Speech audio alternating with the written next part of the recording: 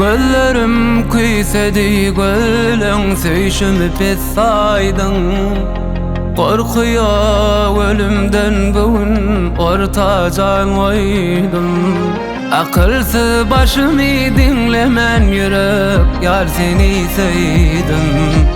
Sana karaşıp durun köçede dağdana kaldım. Seni göreyin bir saat, son bereyin can soğuk.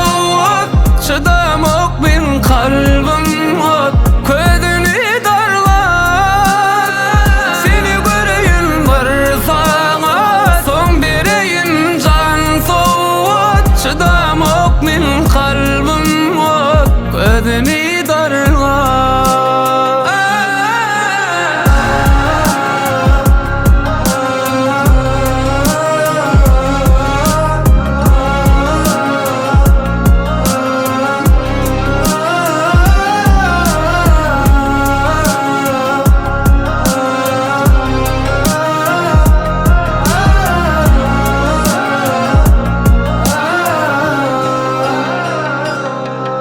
Akılsız başımı dinlemen yürek, yar seni sevdim.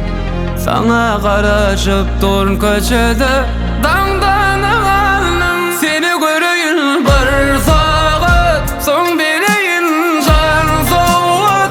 Çıdamak bin kalbim ot, ködünü darlar. Seni göreyin bir saat, son bereyin can soğuk. Çıdamak min kalbim ot, ködünü